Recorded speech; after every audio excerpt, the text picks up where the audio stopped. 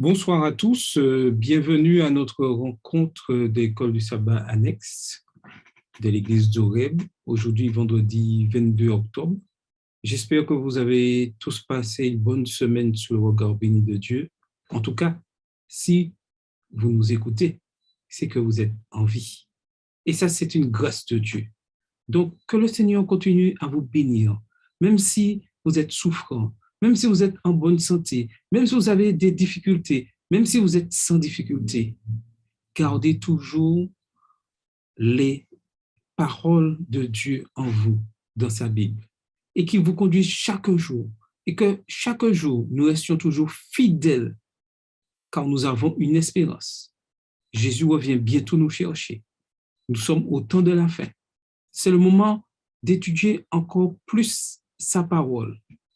Plus il y a de difficultés, plongeons-nous encore plus dans sa parole.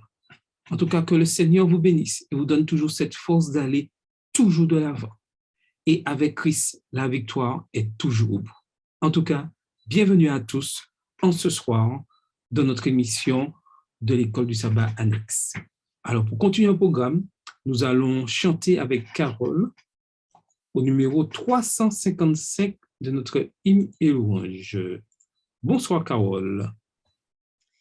Bonsoir Charles, bonsoir à tous. J'espère que vous allez bien et que vous avez passé une bonne semaine sous le regard de Dieu. Alors, comme l'a dit Charles, c'est une grâce, nous sommes là. Et le chant que je vous propose ce soir, en fait, nous rappelle que nous sommes de passage. Donc, l'heure du départ, je vous invite à le chanter avec moi au numéro 355 de notre hymne et louange. Comme d'habitude, vos micros sont fermés, mais vous chantez avec moi. On y va? L'heure du départ s'avance à mis à genoux. L'esprit avec abondance se répand sur nous. Pourquoi faut-il dans la plaine redescendre encore? Ici notre coupe est pleine, cette sainte abord. Au loin la tempête gronde et Satan rugit, tandis qu'il trouble le monde, Dieu nous réunit. Cette bienheureuse armée marche avec Jésus. C'est lui qui t'a rassemblé, marche et ne crains plus. Ainsi Dieu passe en revue ses vaillants soldats. C'est pour la lutte inconnue qui vient à grands pas. Nous avons pour capitaine Jésus le vainqueur. Et la victoire est certaine contre l'oppresseur. Après ces beaux jours de fête, avant-goût des cieux, allons tous à la conquête fermes et joyeux. Lorsque Dieu nous encourage à plus de ferveur, disons-lui plus ton ombrage, nous voici Seigneur. Descendons de la montagne, Jésus suit nos pas. Son esprit nous accompagne, oh ne craignons pas. Prions, travaillons encore jusqu'à son beau jour. Ou pour nous lire l'aurore du divin séjour. Merci à tous, à tout à l'heure. Et nous allons toujours prier avec Carole.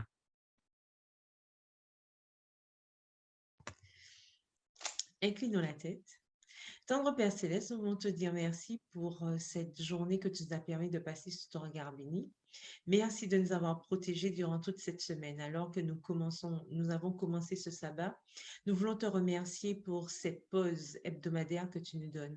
Permets, alors que nous allons ouvrir ta parole en ce soir, que ce soit à nouveau une occasion pour nous d'apprendre de toi, que ton esprit puisse nous diriger. Bénis celui qui aura à diriger ce moment et que ton nom soit béni dans notre vie. Bénis tous ceux qui sont sur la plateforme, ceux qui sont déjà connectés, ceux qui vont se connecter et ceux qui vont entendre ce message plus tard. Que tu puisses garder chacun de nous, fortifie-nous et merci encore pour les bontés que tu nous accordes. Merci aussi, Éternel, car tu bénis les malades qui sont couchés sur le lit de douleur selon ta volonté. Permets qu'ils puissent toujours trouver en toi le soutien dont ils ont besoin. Fortifie aussi tes enfants dans le monde entier. Et merci encore, Seigneur, de permettre que nous soyons une grande famille mondiale afin que nous puissions continuer à annoncer que tu reviens bientôt. Fortifie-nous, nous t'en prions, non que nous soyons dignes, mais au nom de Jésus et pour la gloire de ton Saint-Nom. Amen. Amen. Merci, Carole. Donc, nous passons à la seconde partie de notre rencontre, l'instruction du manuel d'Église. Et nous arrivons à la fin de notre chapitre, la discipline ecclésiale. Nous voyons aujourd'hui la dernière partie. Donc, et nous commençons par les cas de membres d'Église qui s'en vont sans le signaler. Malheureusement, dans l'Église, nous vivons aujourd'hui cette crise, je dirais, identitaire, où malheureusement, des membres nous quittent sans signaler où ils vont, ils partent et on n'a plus de nouvelles. Et le manuel d'Église est statue sur cette partie-là. Et il nous dit en ce soir, quand un membre d'Église déménage, il doit indiquer sa nouvelle adresse au secrétaire ou à l'ancien de son Église. Ça, nous l'avons vu déjà dans la partie responsabilité des membres.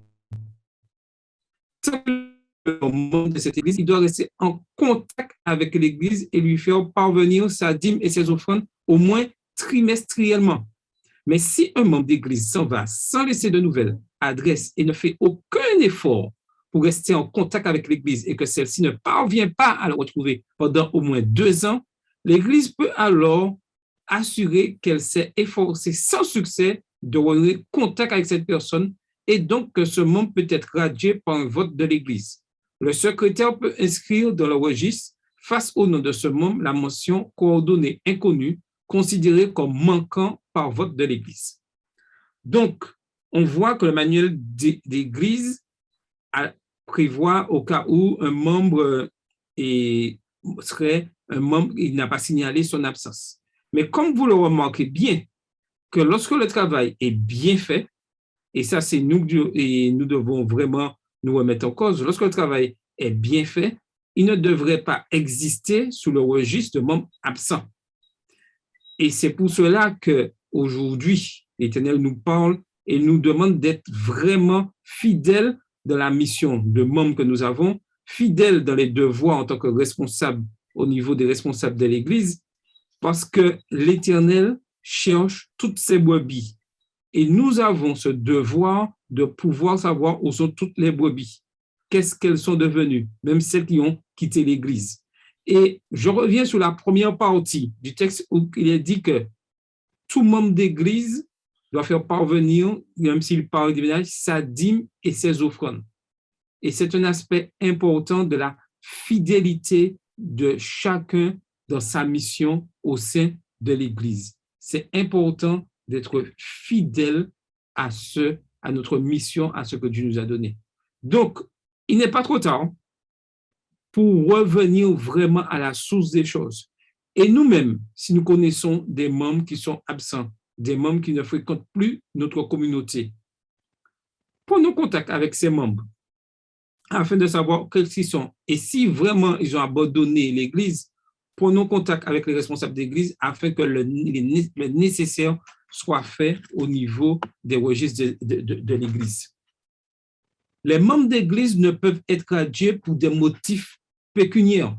Certes, les membres d'Église se doivent d'apporter dans la mesure de leurs moyens leur soutien financier à l'œuvre de l'Église, mais ils ne peuvent pour autant être radiés à cause de leur incapacité à faire cet apport ou en cas de défaut de celui-ci. Tout ceci pour noter qu'on ne peut pas radier un membre d'Église parce qu'il n'a pas remis sa dîme et ses offrandes. C'est une question-relation entre Dieu et ce membre. Même, et comme nous l'avons vu il y a 2 semaines, dans les motifs de radiation n'apparaît pas ce principe-là. Donc, c'est une offrande que nous faisons à Dieu, dîme et offrande, et ce n'est pas un motif de radiation si nous refusons de le faire. C'est notre relation avec Dieu qui est vraiment en difficulté, endommagée, lorsque nous refusons de participer à dîme et offrande. Et ça, c'est quelque chose de très, très, très important. C'est avec une grande prudence et une très grande prudence qu'on traitera le cas de membres demandant à être radiés des registres de l'Église. C'est vrai, il existe, et c'est le libre arbitre des membres qui décident, pour X raisons, de quitter l'Église. Mais le manuel d'Église demande d'être très prudent. Par considération chrétienne envers là où les personnes concernées, la décision d'entériner cette démission sera prise sans discussion publique. Ça veut dire que si le membre a décidé d'être radié du registre et que les visites avec les responsables de l'Église, le pasteur, les anciens, d'autres personnes ont conclu que cette personne veut vraiment quitter l'Église, il n'y aura pas de débat lors de la réunion administrative. Par rapport, comme vous avez vu, lorsqu'il y a radiation, on pose des questions, on peut faire les autres cas que nous avons vus. Mais dans ce cas-là, il n'y aura pas de discussion. L'Église reconnaît le droit de tout individu de ne plus être membre. Personne ne reste à l'Église adventiste de force. Si quelqu'un veut sortir, c'est sa relation avec Dieu, il a décidé pour X raison de ne plus être membre, on ne peut forcer cette personne à rester membre. L'Église reconnaît le droit de tout individu de ne plus être membre. Toute lettre de démission sera présentée au comité d'Église et la démission sera enregistrée à la date de la lettre de démission. Des efforts seront faits pour tenter de réintégrer l'individu dans la famille de l'Église. Et on revient sur le principe, et quand Jésus dit de considérer comme païen, ça veut dire tout faire pour amener cette personne à Christ. C'est cette démarche que nous devons faire. Mais n'oublions pas, c'est exactement ça, que personne n'est forcé à rester membre de l'Église adventiste du 7e jour. Nous sommes libres, nous avons accepté le baptême, par le baptême d'entrer dans l'Église, il y a des principes, mais si un jour les principes nous dérangent et nous voulons partir, nous sommes tout aussi libres de partir. C'est juste notre relation avec Dieu qui va déterminer où on sera lorsque Christ reviendra. Quand une Église radie un de ses membres, elle doit l'avertir par écrit de cette décision, mais en l'assurant de l'intérêt qu'elle continue d'éprouver pour son bien-être spirituel et pour lui en tant que personne. On ne va pas envoyer un courrier à cette personne disant « Vous êtes radié des registres de l'Église adventiste du 7e jour, nous ne voulons plus vous voir. » On ne mettra pas ça dans le courrier. On dira que lors de la réunion administrative, nous avons pris la décision de vous rayer des registres de l'Église, mais nous continuons toujours à penser à vous dans nos prières et nous sommes toujours disposés à vous écouter si vous avez des soucis, toujours là pour les. On fait un courrier de ce style-là, mais on ne dit pas à la personne on ne veut plus vous voir. Ce n'est pas le principe de l'Église. Dans la mesure du possible, ce courrier doit être remis en main propre à la personne concernée, par le pasteur ou par quelqu'un désigné par le comité d'Église. La personne désormais ex-membre doit être assurée que l'Église espère qu'elle reviendra en son sein et qu'un jour, tous, elle comprise, communieront ensemble dans le royaume de Dieu. Voilà la démarche importante à faire lorsqu'il y a radiation. Oui, quelqu'un veut intervenir? Oui, Charles. Bonsoir à tous. Oui, je voudrais justement, tu vois, ce que nous sommes en train de voir là est tellement important. Au début, on fait partie d'une église. Donc, on ne quitte pas l'église comme ça, c'est-à-dire je m'en vais sans laisser d'adresse. Quand je suis dans une entreprise, je ne parle pas comme ça et puis le patron va continuer à me payer, ne sait même pas où est-ce que je suis. Donc, on voit que je pense qu'on devrait, lors des classes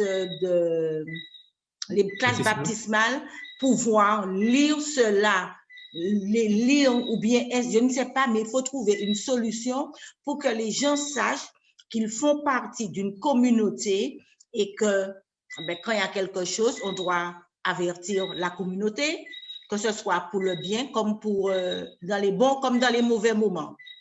Et ça, puisque on est un ensemble, on est une famille. Et on voit bien que même quand le membre va décider de s'en aller, l'Église est là pour l'accompagner, pour lui montrer qu'on l'aime et qu'on a envie qu'il revienne. Tout à fait, tout à fait. Et on remarque bien qu'en étudiant le manuel d'Église, on voit que le manuel d'Église que certains, au départ, trouvaient trop, je dirais, trop, entre guillemets, direct, dictateur, que des obligations, mais on voit que le manuel d'Église agit toujours avec les paroles avec amour, afin que chacun soit responsable, prenne sa responsabilité en tant que membre, et même lorsque on arrive à la radiation, la personne, on doit tout faire pour ramener cette personne. Et ça, c'est quelque chose de très bien. Quand on dit que dans la mesure du possible, ce courrier doit être remis par le pasteur ou par un ancien ou par quelqu'un. Tout ça pour garder cette relation humaine, que le membre, même s'il est radié pour X raison, il reste toujours un enfant de Dieu, une personne à sauver, une créature que Dieu veut sauver. Et nous sommes les intermédiaires pour accomplir cette mission. Et vraiment, je trouve que cet aspect des choses, nous devons vraiment retourner à la source, que pouvoir avoir toujours cette relation avec les membres. Et paradoxalement, comme disait Madeleine, en tant que membre, nous avons la responsabilité. Quand je m'absente pour un certain temps, tout ça, je dois informer l'Église. Informer l'Église. Malheureusement, nous avons un registre d'église et beaucoup d'églises sont dans ce cas-là où plus de la moitié des membres inscrits sur le registre sont membres absents. Donc, même ceux qui nous écoutent, si ils ne sont plus à l'église et qu'ils ont été à l'église et qu'ils savent qu'ils ont, prenez contact avec l'église, au moins pour dire que vous avez décidé de ne plus être membre. Mais prenez contact avec l'église. Et si nous connaissons des personnes, prenons contact avec ces personnes et conseillons-les de faire cette démarche auprès de leur église. L'Église doit, dans la mesure du possible, garder le contact avec les personnes ayant fait l'objet des mesures disciplinaires et manifester à leur égard un esprit d'amitié et d'amour, s'efforçant ainsi de les ramener au Seigneur. Les personnes ayant été radiées peuvent être à nouveau accueillies comme membres d'Église après confession des fautes commises et après que preuve aura été donnée d'une véritable repentance, d'un réel changement de vie et que désormais la personne mène sa vie conformément aux principes de l'Église. Alors, sous cette partie-là, c'est très important de comprendre cela. Il n'est pas écrit que l'Église va engager un détective privé, faire une enquête officielle en profondeur pour savoir si la personne n'est plus dans telle situation, tout ça. Ce n'est pas ce qui est dit là. Ce n'est pas comme ça. Dit que la personne viendra et va se repentir et reconnaître son erreur et décidera de mener une autre vie. Et son témoignage aussi sera important. Mais la parole de cette personne, c'est elle qui sera vraiment écoutée. On ne fera pas une enquête approfondie et en payer des détectives pour savoir vraiment si telle personne. Non, nous ne sommes pas là pour ça. C'est la personne avec sa relation avec son Dieu. Mais si la personne vient se confesser, nous devons tout faire pour croire cette personne.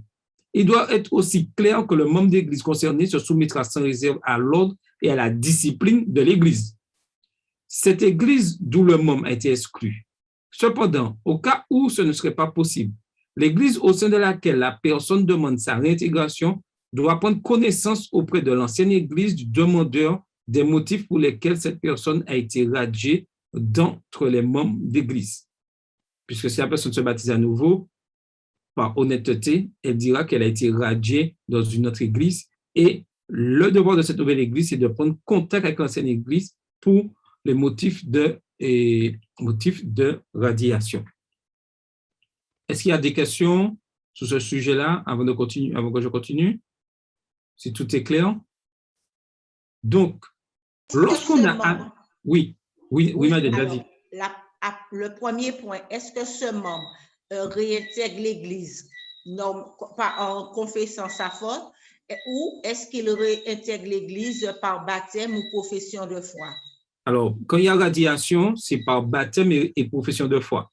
D'accord. Qu'on avait parler qu'on avait parlé du baptême, on en a parlé.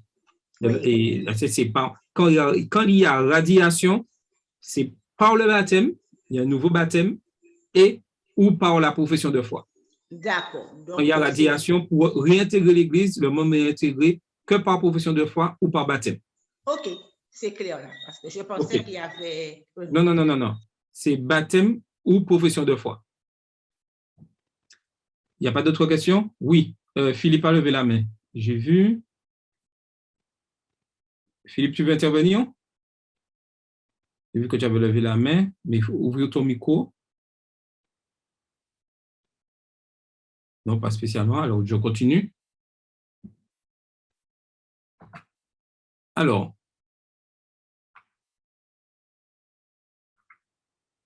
lorsqu'on a affaire, et là, c'est un cas vraiment particulier, lorsqu'on a affaire à un auteur d'abus sexuel, il ne faut pas oublier que sa réintégration au sein des membres d'Église n'efface pas toutes les conséquences d'un crime d'une telle gravité. Sa participation aux activités d'Église peut être acceptée si elle est encadrée par des règles correctement établies, mais on ne nommera pas à des fonctions qui pourraient la mettre en contact avec des enfants, des jeunes ou d'autres personnes vulnérables. Une personne ayant été jugée coupable d'abus sexuels ou ayant fait l'objet de mesures disciplinaires pour ce motif, pas plus qu'on ne peut l'affecter à un poste susceptible d'encourager des personnes vulnérables à lui accorder tacitement leur confiance. Donc, même si la personne réintègre l'Église, mais dans ce cas d'abus sexuel, il est important de vraiment être vigilant, surtout si la personne a été condamnée et à une période de 5 ans, 10 ans de condamnation, même après sa liberté, il est toujours avec un sursis. Donc, il est important de bien veiller à cela au cas des abus sexuels, puisque c'est un sujet très, très, très délicat et il faut prendre beaucoup de précautions. Donc, on ne peut pas mettre quelqu'un d'abus sexuel responsable d'enfants, être au contact avec les enfants. C'est très important de ne pas être vigilant sur ce point-là. Comme la radiation est la mesure disciplinaire la plus grave dont dispose l'Église, la durée de la période probatoire qu'elle détermine en réunion administrative, de la période probatoire préalable de la réintégration de membres d'Église doit être suffisante pour qu'il soit sérieusement démontré que les problèmes ayant abouti à la radiation de la personne concernée ont été résolus sans qu'on puisse raisonnablement en douter. Il est prévu que la réintégration de membres au sein de l'Église ait lieu de concert avec son rebaptême. Et ça répond à la question que Madeleine posait. Ça veut dire que si la personne est radiée mercredi, samedi prochain, elle ne peut pas être baptisée. Ce n'est pas possible. C'est pas possible. Il faut un temps quand même probatoire. On ne fixe pas de temps exactement, mais il faut un temps probatoire. Si mercredi, réunion administrative, la personne est irradiée, pour X raisons, le samedi suivant, il y a baptême, la personne ne peut pas dire je vais me baptiser et j'ai décidé de reprendre ma course. Il faut un laps de temps de cette période-là pour pouvoir voir vraiment que le membre, et même pour le membre, c'est très important, pour reconnaître sa faute, reconnaître son erreur et décider de reprendre sa course. Il faut un temps quand même pour avant, là, pas 10 ans, mais en général, c'est au moins 1 an pour que la personne soit baptisée à nouveau. En général, c'est le principe. Il n'y a pas de délai exactement, mais son rebaptême ne peut pas se faire immédiatement après sa radiation. Y aura-t-il des questions? Est-ce qu'il y a des questions?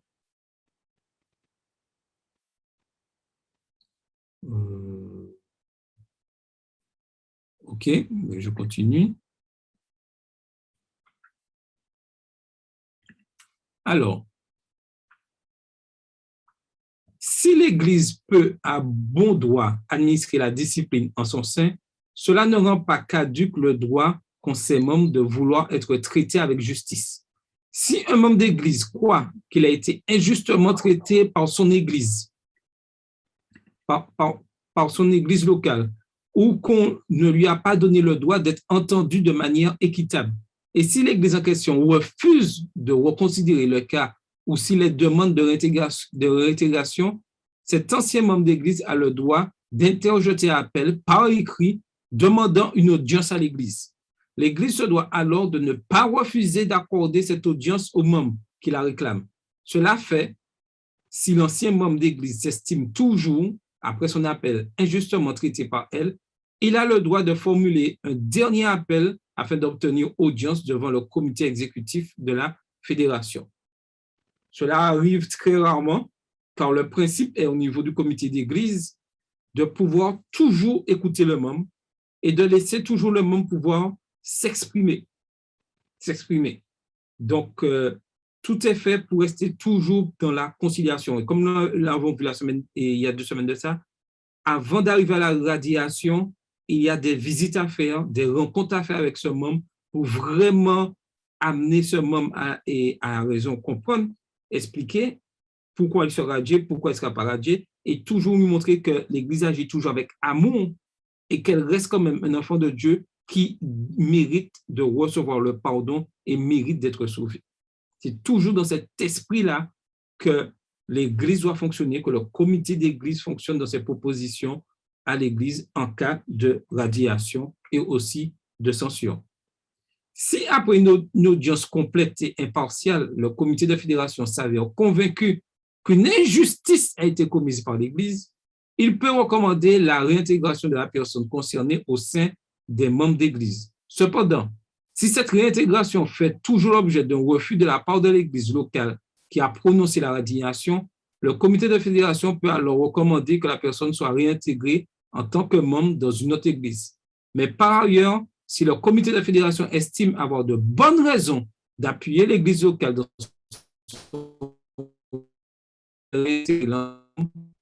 décision, qu'il inscrira dans ses registres et dont il fera part aux parties concernées. Donc, y a-t-il des questions avant que nous puissions terminer ce chapitre? Donc, on voit bien que tout est vraiment bien organisé, puisque on te dit, si j'ai un problème avec Charles, je me suis battue avec Charles, etc., et que Charles veut que ça se réintègre et que le comité ne souhaite pas, on voit bien qu'il y a toujours une solution. On va dire gentiment à Charles, eh bien, tu ne pourras plus fréquenter l'église d'Oreb, tu vas aller à Bethel ou à Montgarizim ou je ne sais trop quoi. Donc, on cherche toujours un apaisement. Donc, on voit bien que l'église n'est pas une dictature, mais l'église a sa mission de l'amour, de pouvoir apaiser les choses. Tout à fait. Et on a une question sur le chat qui dit que l'église est souveraine. Et oui, selon les statuts de l'église adventiste, l'église locale, l'église est souveraine dans ses décisions. C'est elle qui prend les décisions, mais les propositions viennent du comité et sont toujours amenées de manière réfléchie et avec amour. Et surtout, lorsqu'un membre est radié au sein d'une église, cela doit toujours nous affecter et nous faire mal. Et je reviens sur ce que Madeleine disait. Nous avons beaucoup d'églises. Nous sommes riches en églises, en communauté, je dirais, en communauté adventiste du 7e jour. Et c'est vrai que lorsque j'ai commis une erreur, cela atteint l'église et fait mal à l'église. Et c'est vrai, des fois, il faut laisser le temps passer, même si je reprends ma course, avoir la force, le courage, avec l'aide du Saint-Esprit, de pouvoir m'inscrire dans une autre église. Parce que ma faute que j'ai commise dans l'église a choqué, a fait du mal à beaucoup de personnes. Ça ne veut pas dire qu'ils ne m'aiment plus, ils ne m'ont pas pardonné, mais c'est toujours là. Toujours là. Donc, par amour, et vous voyez bien qu'on peut aller dans une telle église, se faire baptiser, l'église que j'ai été radiée sera au courant, que j'ai repris ma course, je vais dans l'église. Et des fois, pour apaiser les choses, des fois, il faut pouvoir s'éloigner, je dirais, de là où la faute a été commise, afin que chacun puisse toujours rester serein et vivre un amour serein au sein de l'église. Donc, des fois, la séparation, je dirais, de son église mère, je ne dis pas de l'église adventiste, de son église mère, est une bonne solution afin de pouvoir continuer notre course. Est-ce que quelqu'un voudrait ajouter quelque chose? Ou poser une question? Je voulais juste ajouter à ce que tu disais. Alors, la partie, l'Église est souveraine. Il faut quand même prendre ça avec des pincettes parce que, bien sûr, l'Église est souveraine tant qu'elle reste dans le droit fil des principes de l'Église. Tout à fait, oui, tout à fait. C'est-à-dire que si une église, entre guillemets, devient dissidente ou prend une décision qui n'est pas en accord avec la Bible ou en accord avec les principes édictés par l'Église, dans ce cas-là, à ce moment-là, il y a la fédération prend le relais, après la fédération, on monte plus haut, donc au fur et à mesure. Donc, il faut faire attention quand même. Donc, je voulais juste préciser cela.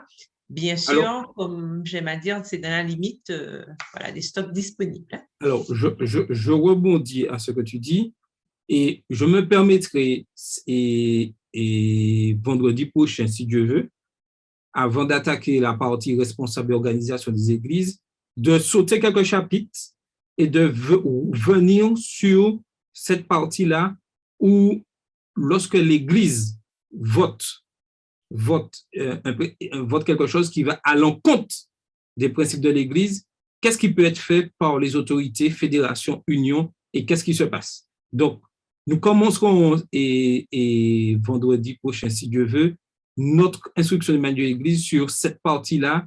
Qu'arrive-t-il lorsque l'Église prend une décision qui va à l'encontre des principes de l'Église? Et le manuel de l'Église en parle, mais je vais sauter là pour pouvoir faire cette partie-là parce que c'est une question très, très, très importante que Carole a posée.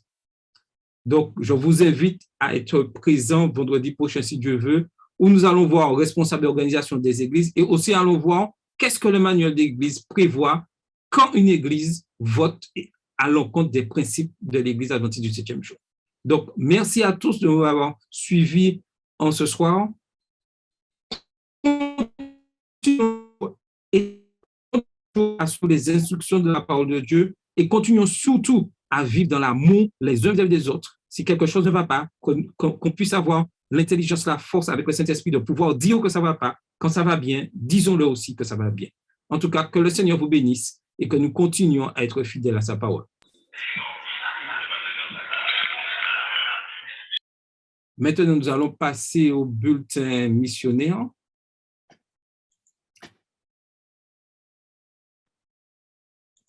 Et ça sera avec Carole.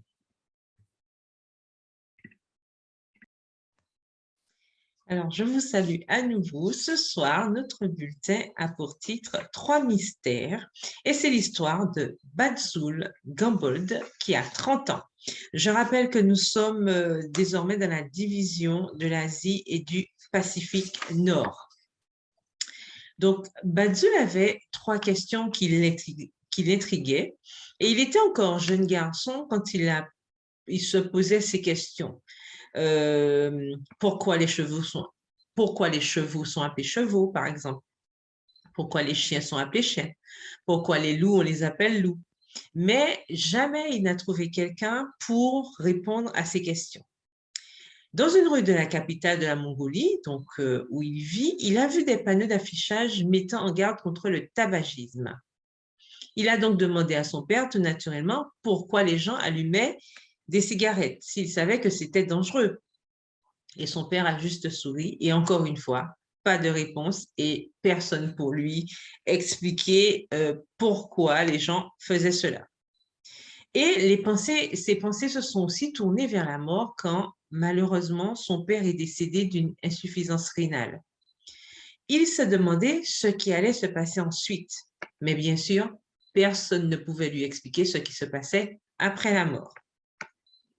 La vie a changé, nous dit l'histoire, radicalement après la mort du père de Badzul, qui avait 16 ans à l'époque, et il a trouvé un emploi dans un marché en plein air pour aider à nourrir sa mère et ses 3 jeunes frères et sœurs. Et malheureusement, il a commencé à fumer. Un jour, une sœur aînée l'a appelé de Corée du Sud, où elle avait déménagé, et a suggéré à Badzul d'aller à l'église. Elle avait commencé elle-même à y aller. Et elle lui dit, va à l'église, Hubei. Hubei, en fait, pour ceux qui habitent la Mongolie, en fait, c'est Ulaanbaatar qui est la capitale de la Mongolie. Batzoul n'était pas chrétien, il n'avait même pas l'intention de le devenir non plus. Mais bon, il a écouté sa sœur et il a appelé l'opérateur téléphonique pour lui demander de l'aide. S'il vous plaît, pouvez-vous me donner le numéro de l'église UB? Et l'opérateur lui a donné une adresse et Batzoul a commencé à assister au service religieux. Plusieurs mois plus tard, sa sœur l'appelle et lui demande comment ça se passe, s'il allait à l'église. Et elle a été heureuse, bien sûr, d'apprendre que son frère allait régulièrement à l'église. Et elle lui demande, comment trouves-tu le temps d'y aller tous les dimanches? Batzoul répond, le dimanche, mais moi, j'y vais le samedi. Elle était choquée et surprise. Mais quelle église fréquentes-tu? Sa sœur lui a demandé. Et Batzoul lui a expliqué qu'il allait à une église adventiste du 7e jour. À l'église, un jour de sabbat, quelqu'un lui a donné un livre sur l'abandon des mauvaises habitudes. En lisant, il a été convaincu que fumer était un péché. Et il avait lu dans 1 Corinthiens 3, verset 16, que son corps était le temple du Saint-Esprit, verset que nous connaissons tous. Mais il ne pouvait pas s'arrêter de fumer. Un jour, chez sa famille, il s'est enfermé dans un hangar de stockage, il a sorti le paquet de cigarettes et il a prié désespérément. S'il y a un Dieu, aide-moi à arrêter de fumer. Il a jeté le paquet de cigarettes à travers la porte fermée et il a pris une profonde inspiration. Et à ce moment-là, il a senti la joie et une paix l'envahir. Le lendemain, alors qu'il prenait quelque chose dans sa poche, il a sorti un briquet. Il a soudain réalisé qu'il n'avait pas pensé à fumer pas une fois dans la journée. Il avait perdu toute envie de fumer. À l'église, il a sorti le briquet et a dit avec joie et enthousiasme à la responsable de l'étude biblique, « Je n'ai pas utilisé ce briquet depuis 4 jours. » Et elle lui a répondu, « Vous avez trouvé Jésus. » Et il continue son histoire en nous disant que au fur et à mesure, il a commencé à étudier sérieusement la Bible. Dans la Genèse, il a lu qu'Adam avait nommé les animaux. Il a lu aussi la grande controverse entre le Christ et Satan. Et il a réalisé que Satan incite les gens à fumer parce qu'il veut détruire l'œuvre du Christ. Il a appris que la mort était comme un sommeil sans rêve et qu'en mourant, il perdrait connaissance jusqu'à la seconde venue de Jésus. Tout cela était si logique pour lui maintenant. Il a trouvé toutes les réponses dans la Bible et il a donné son cœur à Jésus. Aujourd'hui, Batzoul a 30 ans et sa femme et lui sont pionniers de la mission globale en Mongolie. Il dit à ses compatriotes mongols que la réponse à tous les mystères de la vie se trouve dans la Bible. Son verset préféré se trouve dans Jérémie 29, le verset 13, où Dieu dit « Vous me chercherez et vous me trouverez si vous me cherchez de tout votre cœur. » Donc, on vous remercie déjà pour les offrandes du 13e sabbat d'il y a 3 ans qui ont permis d'ouvrir le premier lycée adventiste du 7e jour en Mongolie.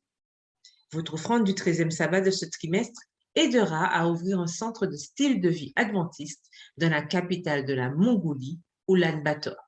Et dans la section culturelle du jour, nous apprenons qu'alors que le nord de la Mongolie est très montagneux et que le centre est constitué essentiellement de steppes herbeuses, la partie sud est couverte par le désert de Gobi, un désert froid où les températures en été atteignent un maximum de 27 degrés Celsius et les hivers descendent à moins 21 degrés Celsius.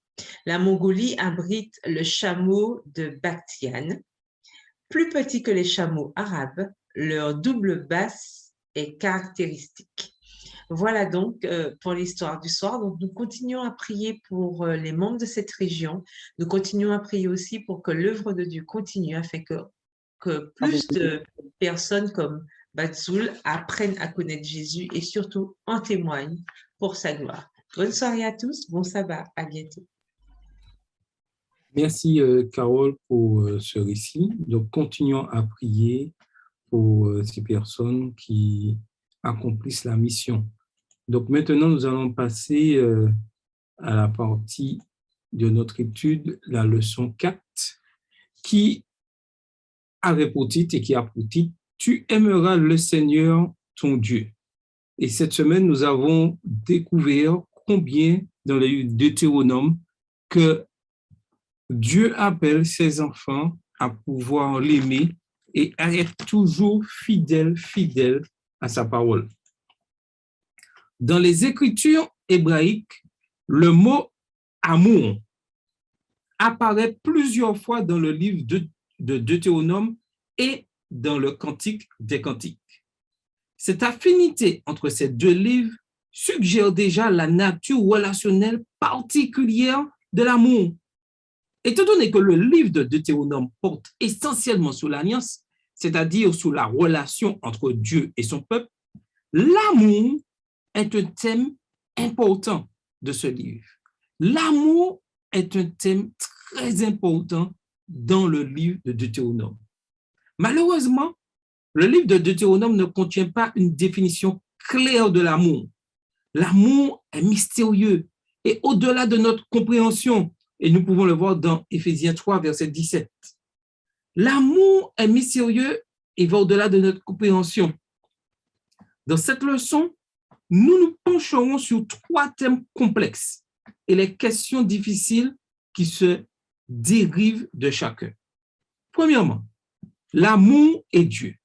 Qu'est-ce que l'amour? Si Dieu a choisi son peuple parce qu'il l'aime, non pas parce que le peuple l'aime, Deutéronome 7, verset 8, qu'est-ce que alors l'amour? Si l'amour commence avec Dieu, pourquoi Dieu aime-t-il? En réponse d'un point de vue humain, comment pouvons-nous aimer un Dieu que nous ne pouvons pas voir?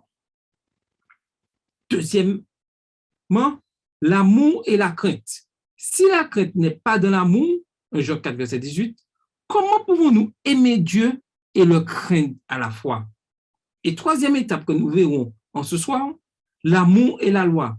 Comment pouvons-nous aimer Dieu librement quand on nous ordonne de l'aimer? Comment concilier l'aspect impératif et légaliste de la loi et le caractère spontané de l'amour? Maintenant, voyons ces parties-là.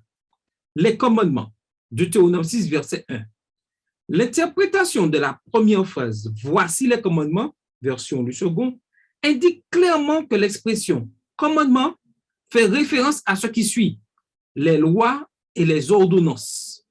Et nous pouvons voir ça dans Deutéronome, vous pouvez voir ça dans Deutéronome 6, verset 1, Deutéronome 5, verset 1, que Dieu ordonna à Moïse d'enseigner au peuple. Ainsi, quand Moïse prononçait ses premières paroles, voici les commandements, il faisait allusion aux 10 commandements qu'il venait d'énumérer dans Deutéronome 5, les versets 1 à 20.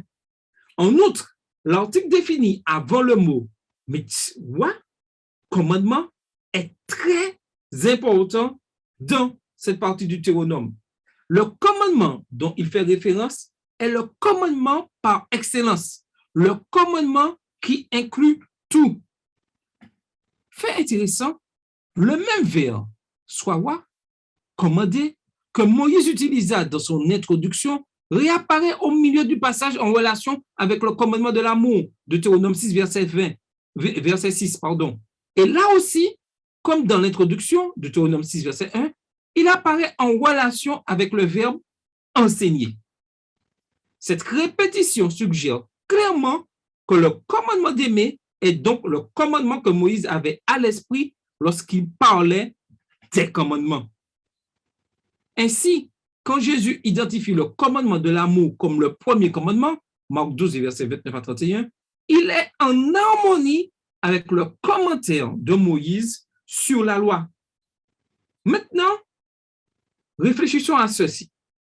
Pourquoi le commandement d'aimer le Dieu d'amour inclut-il tous les autres commandements? Pourquoi le commandement d'aimer son prochain est-il semblable au commandement d'aimer Dieu et n'est pas un autre ou un deuxième commandement distinct? Vous avez la parole. pour répondre à ces deux questions. Comment le commandement d'aimer, pourquoi le commandement d'aimer le Dieu d'amour inclut-il tous les autres commandements? Que pensez-vous? Alors, je vois que, vas-y. alors je vois que il devrait avoir une cohérence parce que tu ne peux pas aimer, comme il a dit, pourquoi le commandement d'aimer Dieu inclut, mais c'est important parce que comme c'est Dieu qui est la source, on va rechercher la source, la source pour aimer, pour être cohérent avec pour les autres commandements. Donc, l'un ne va pas sans l'autre. C'est indissociable. Donc, pour que ce soit indissociable, il faut aller à la source d'abord et il y aura cet enchaînement-là. Voilà. OK. Quelqu'un d'autre voudrait ajouter quelque chose? Je voulais dire aussi, pour compléter ce que disait Philippe, qu'il ne faut pas oublier que lorsque Dieu créa l'homme, il a dit, faisons l'homme à notre image.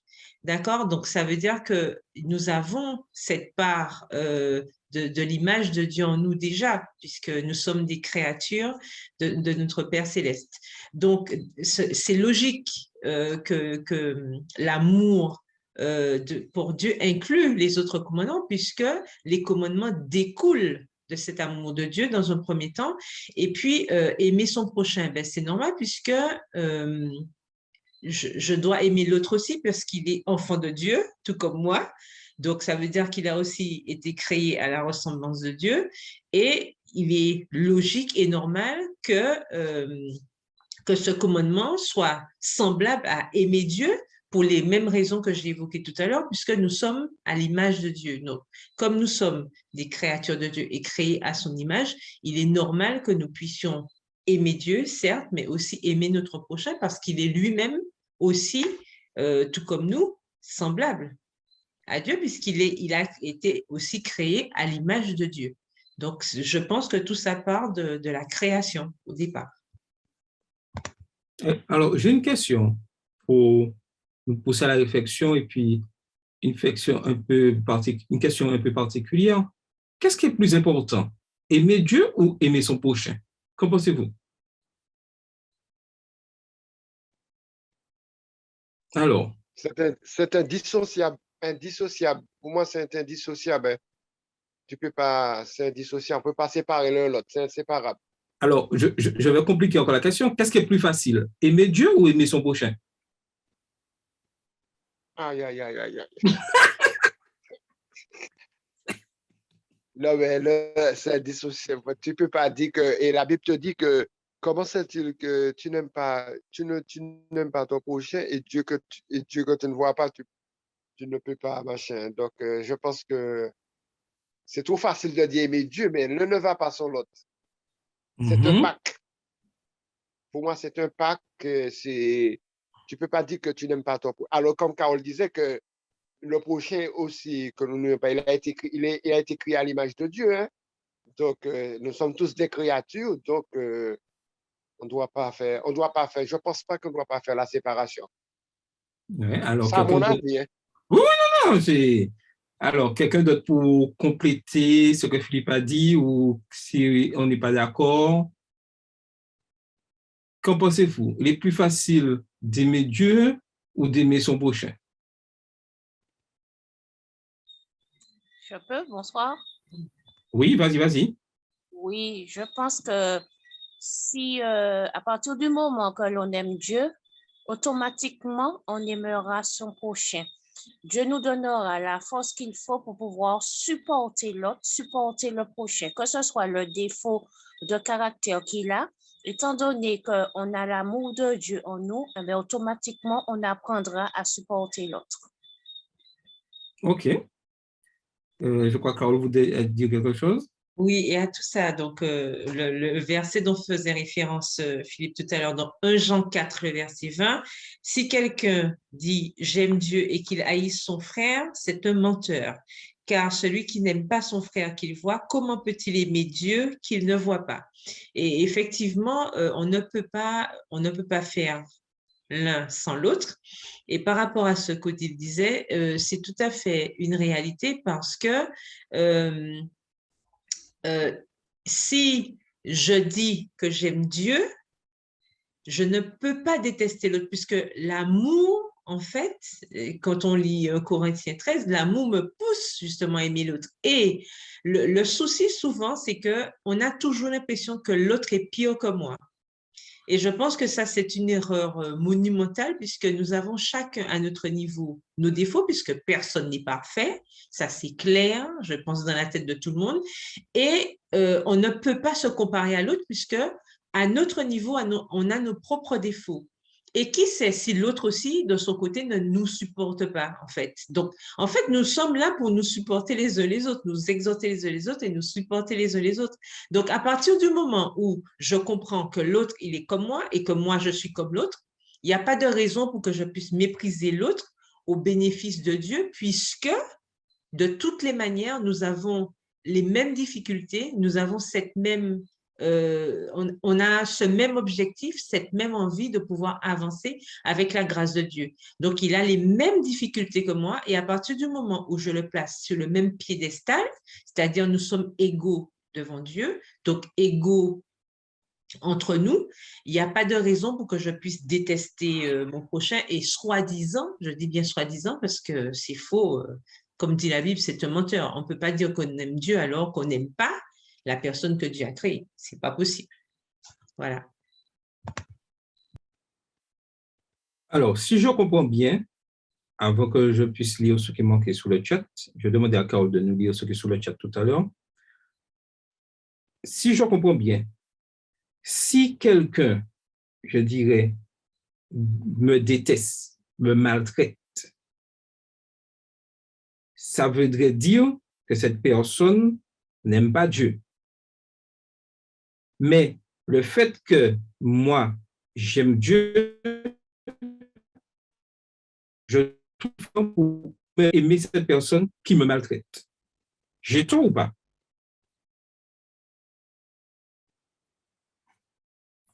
Alors, qui peut... Oui, Carole. Non, mais c'est bien ça. C'est bien ça. C'est-à-dire que moi, je ne dois pas Je parle en pratique, puisque c'est vrai, on a beaucoup de théories, mais en pratique, c'est ça. Oui, en pratique, c'est ça. C'est-à-dire que moi, je ne dois pas avoir la même attitude de cette personne dont j'ai compris qui n'a pas encore saisi que je ne peux pas détester mon prochain et dire que j'aime Dieu. Mais moi, justement, qui aime Dieu, ça veut dire que j'ai compris ce que Dieu a fait pour moi. Je ne peux qu'exprimer de l'amour envers cette personne. C'est comme tu le dis souvent, c'est le côté pratique qui doit prôner, mais c'est vrai que de nous-mêmes, ça va être difficile, il faut voir impossible, mais avec la grâce de Dieu, on peut y arriver et permettre à Dieu de nous faire voir, enfin, de nous faire voir l'autre comme étant son enfant aussi, parce que ça, c'est un véritable défi. Souvent, on est tellement blessé, on a de la peine, de la rancune, etc. Et on a du mal à voir chez l'autre, justement, une personne aussi à sauver. Et ça, c'est compliqué, mais il faut demander à Dieu la force de pouvoir le faire. Ça, c'est pas facile, c'est vrai, mais il faut le faire parce que si on veut aller au ciel, il faut le faire. On ne peut pas espérer aller au ciel si on n'aime pas notre prochain, c'est sûr. Et Bruno disait sur le chat, tout ce que nous faisons doit être motivé par l'amour. Jésus était au comble de son amour en se donnant sur la croix. Donc, nous ne devons pas avoir un amour qui consiste qu'à aimer verticalement en excluant d'aimer horizontalement. Si j'aime que Dieu et non mon semblable, je mens alors si je dis que l'amour du Christ me presse. Ouais, voilà. Et en pratique, c'est ce que nous devons faire. Je voulais, excuse-moi, oui, Charles. Vas-y, Philippe. Mais je voulais, présent, et quand quelqu'un m'aime pas, moi, je parle pas, ma stratégie, c'est un truc personnel, quand quelqu'un je dis ce que je pense, hein, quand quelqu'un ma stratégie personnellement, c'est de rester dans le silence et de prier afin que la personne puisse entrer en lui-même, l'Esprit de Dieu puisse entrer en lui-même. Pour moi, alors, est-ce que je vais aimer cette personne? je ne sais pas, je sais pas je serais pas content, je serais pas content. Mais ma stratégie personnellement, c'est de garder le silence. Et on dit que le silence est une sage décision et Dieu remettra les choses en place. Alors, je voulais savoir qu'est-ce que tu en penses de ce que je t'ai dit, parce que c'est la pratique, là on parle, est-ce que c'est une méthode et bon, est-ce que c'est une bonne méthode? Je ne sais pas. Si tu permets, alors, par rapport à ce que tu disais, Philippe, est-ce que tu disais je ne vais pas être content? Est-ce que ne pas être content, c'est ne pas aimer en fait? Je ne pense pas que le sentiment, enfin, cette émotion, puisque c'est une émotion, je ne pense pas que cette émotion puisse être vraiment comparée à de l'amour, puisque l'amour, c'est beaucoup plus profond que ça. Quand on lit 1 Corinthiens 13, on voit que l'amour, ça va très loin en fait. Ça va très, très loin. C'est vraiment un objectif pour nous, l'amour, puisque vraiment, quand on lit ça, on se dit, waouh, il y a du chemin. Mais être fâché, déçu envers quelqu'un, à mon sens, ce n'est pas ne pas aimer la personne en fait. Au contraire, ça c'est une émotion, la colère, ce sont des émotions, tout ça, la déception, ça s'en va au bout de quelques temps. Par contre, là où ça devient contraignant, c'est quand justement cette colère se transforme en haine et quand vraiment j'ai quasiment de l'urticaire quand je vois cette personne, etc. Là, ça devient problématique.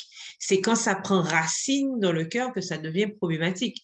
Mais après, c'est vrai que quelqu'un m'a fait quelque chose, je lui ai pardonné. C'est vrai, peut-être qu'on n'ira pas boire, on va pas aller prendre un pot ensemble, mais ça ne veut pas forcément dire que je ne t'aime pas. Parce que le problème là, c'est vraiment avoir une haine envers quelqu'un tellement profonde qu'on ne puisse pas supporter cette personne. Or, on dit qu'on veut aller au ciel, on dit qu'on veut vivre avec Dieu au ciel, etc. Et on n'arrive pas à supporter la personne qui est à côté de nous. Mais si la personne veut aller au ciel aussi, et si elle va au ciel aussi, qu'est-ce qu'on va faire? On va redescendre. Enfin, bon, je caricature, mais je veux dire qu'on comprend bien que ce ciel doit être vécu sur la terre. C'est pas quelque chose d'évident, mais c'est quelque chose quand même à faire. Et c'est justement toute la complexité de notre cheminement avec Dieu, parce que nous nous rendons compte que plus ça va des fois et plus on se sent loin. Mais avec la grâce de Dieu, on peut y arriver parce qu'il nous a promis de ne jamais nous abandonner. Donc, c'est ce sur lequel on doit se baser pour pouvoir avancer sans crainte. Donc, si je comprends bien, c'est normal d'avoir ces émotions-là. Forcément, puisque nous sommes faits de chair et de sang. Nous sommes faits de chair et de sang. On voit même avec Jésus, quand il était sur terre, on a vu, hein, Jésus, est-ce qu'il a exprimé de la colère? On a bien vu, d'accord? Mais ça ne veut pas dire qu'il détestait les gens.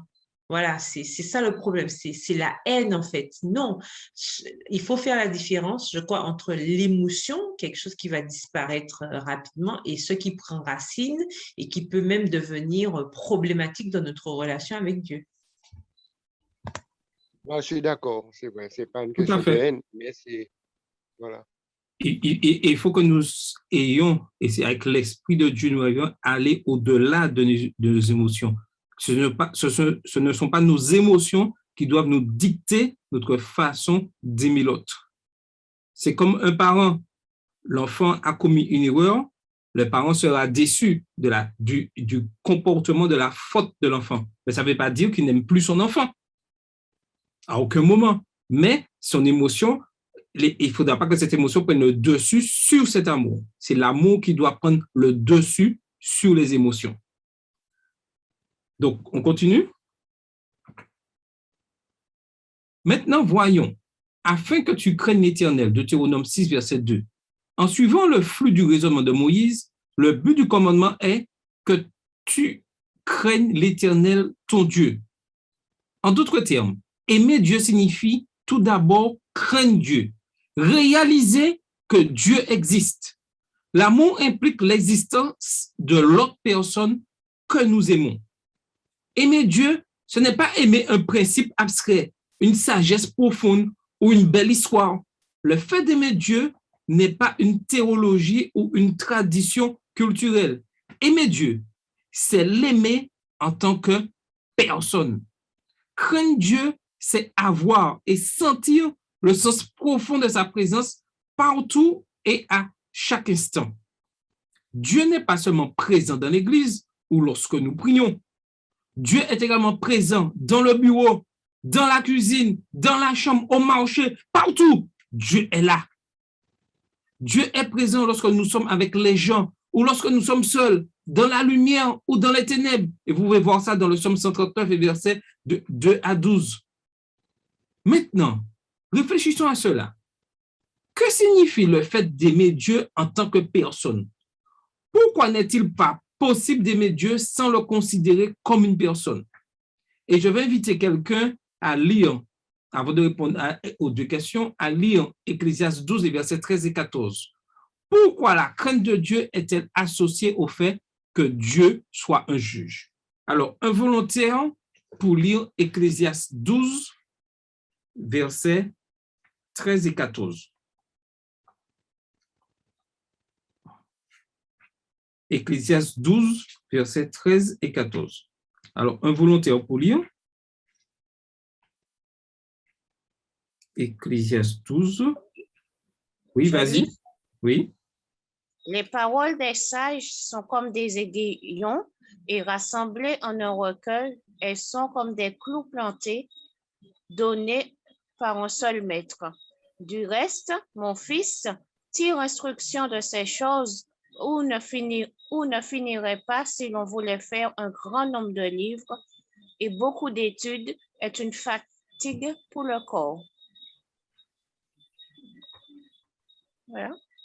Maintenant, qui peut se lancer dans les deux questions? Allez, suis-moi. Oui, 13 et 14. Oui. Ouais. OK, c'est bon. OK. Alors, que signifie le fait d'aimer Dieu en tant que personne pour vous? Pourquoi n'est-il pas possible d'aimer Dieu sans le considérer comme une personne? Et pourquoi la crainte de Dieu est-elle associée au fait que Dieu soit un juge? Alors, qui se lance dans cette réflexion-là?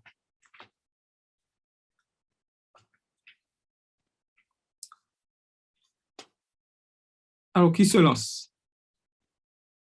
Que signifie le fait d'aimer Dieu en tant que personne?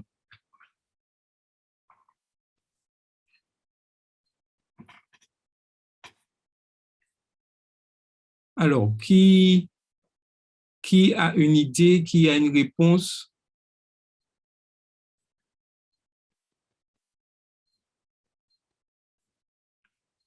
OK, oui. J'attendais d'autres réactions.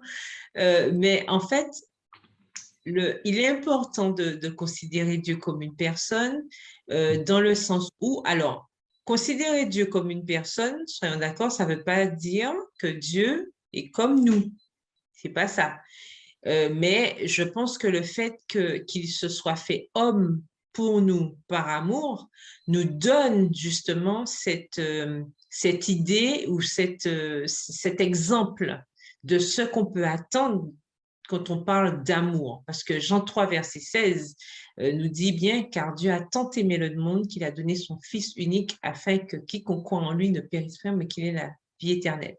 Dieu a tant aimé le monde. Donc, l'amour de Dieu, l'amour que Dieu a exprimé à travers le sacrifice de son Fils, nous donne un exemple de ce qu'on peut intégrer comme étant de l'amour. L'amour, comment on entend l'amour agapé, cet amour qui ne demande rien en retour, cet amour vraiment incommensurable, d'accord? Qu'en tant qu'être humain, c'est vrai que nous sommes limités, mais nous pouvons tendre vers, c'est ça. Et il est important que, en tant que personne, le fait de considérer Dieu comme étant une personne, ça nous permet de visualiser un petit peu à travers son Fils Jésus ce qu'il attend de nous quand il nous parle d'amour. Quand on parle de l'amour de Dieu, on voit, ça devient un petit peu plus tangible. parce qu'il n'est pas resté très loin de nous.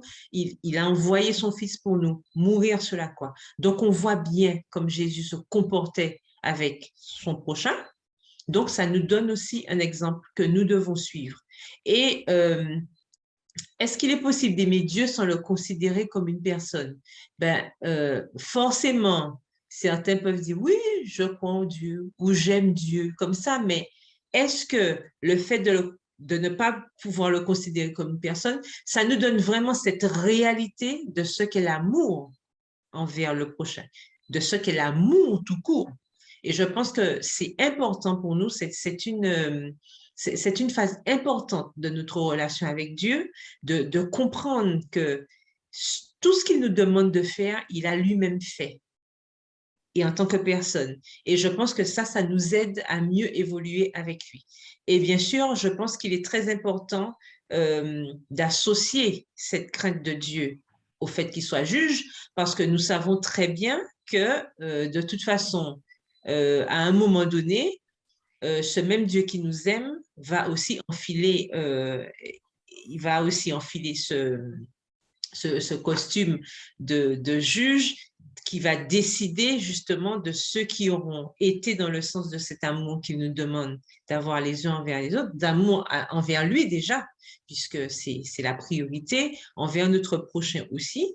Et là, comme on dit, le couperet tombera et on espère bien sûr que tous auront fait le choix, justement, le bon de suivre Dieu et de le craindre comme il faut, de l'aimer de tout son cœur et de toute son âme afin de pouvoir profiter de cette promesse qu'il nous a faite. Mhm. Je ne sais pas si j'ai répondu à la question, mais en tout cas, c'est l'idée que je me fais d'aimer Dieu en tant que personne. Tu as bien répondu à la question, il n'y a pas de souci. Donc, je continue. Observez toutes ces lois et tous ces commandements. Tout ce nous avons envers Dieu. Craindre Dieu, c'est marcher avec lui, vivre continuellement en sa présence. Et j'insiste sur cette partie-là. Marcher avec lui, vivre continuellement en sa présence. Nous ne pouvons pas aimer quelqu'un et faire autre chose quand il est absent. L'amour mène au commandement. Tout d'abord, l'amour conduit au commandement parce que les commandements de Dieu sont l'expression de son amour. Parce que l'Éternel vous aime. Deutéronome 7, verset 8. Deuxièmement, l'amour conduit à l'obéissance des commandements parce que nous aimons le Seigneur. Ceux qui l'aiment et qui observent ses commandements. Deutéronome 7, aussi, verset 9. Notez que la syntaxe hébraïque de cette expression suggère que la conjonction « wow » et soit comprise comme introduisant une explication. Ceux qui l'aiment, c'est-à-dire ceux qui gardent ses commandements. Et vous voyez bien le paradoxe, hein? Ceux qui l'aiment, ceux qui gardent ses commandements. Il n'y a pas d'opposition entre les deux. Le respect des commandements de Dieu n'est pas un ajout à l'amour. C'est l'amour. Et nous devons bien comprendre cela. Le respect des commandements de Dieu n'est pas un ajout à l'amour comme certains veulent le faire croire. Non, c'est l'amour. Parce que nous aimons Dieu, nous aimons sa loi sans en retrancher un seul commandement.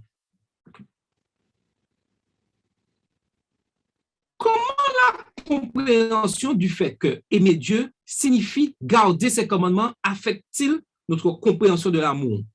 Comment notre rejet des commandements de Dieu affecte-t-il notre amour pour lui? Pourquoi notre observance des commandements de Dieu affecte-t-elle notre compréhension de celui qu'il est en tant que personne et par conséquent notre amour pour lui? Donc, vous avez la parole maintenant.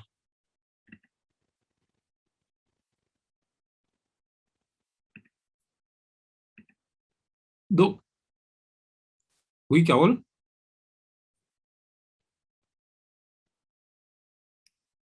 Je n'avais pas demandé la parole.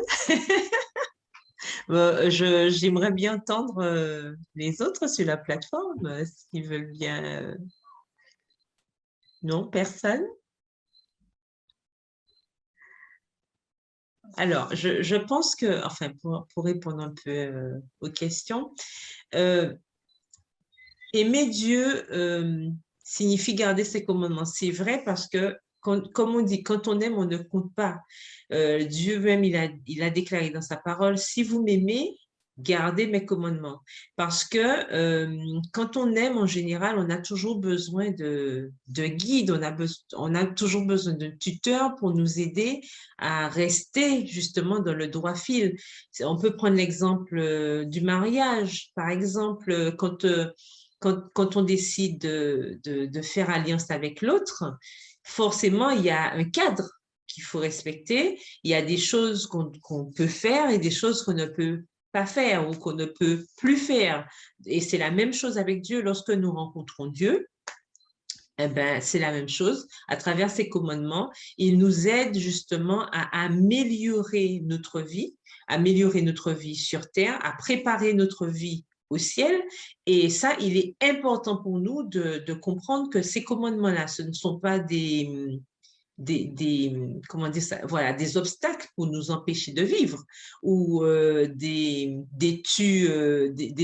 rabat-joie, comme on dit, ce ne sont pas des rabat-joie, mais au contraire, ce sont des éléments, ce sont des principes qui nous aident à évoluer pour améliorer notre vie et justement conforter notre compréhension de Dieu et conforter notre vie en tant que chrétien, en fait, en tant qu'enfant de Dieu. Ça, c'est important, puisque c'est comme avec nos parents nous donnent des principes, des jalons, c'est parce qu'ils nous aiment.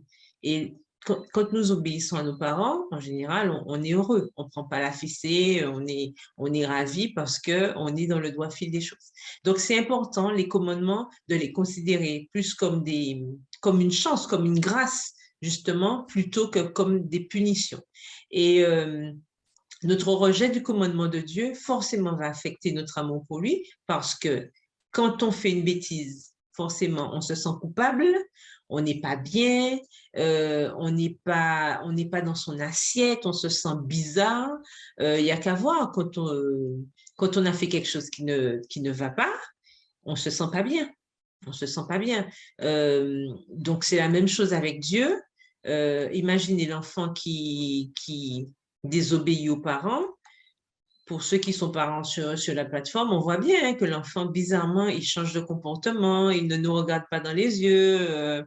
Bon, il est constamment enfermé dans sa chambre, enfin, constamment enfermé dans la chambre. Donc, on se rend bien compte que le comportement change. Et forcément, quand le comportement change, ben, ça travestit un petit peu l'amour parce qu'on n'est pas honnête.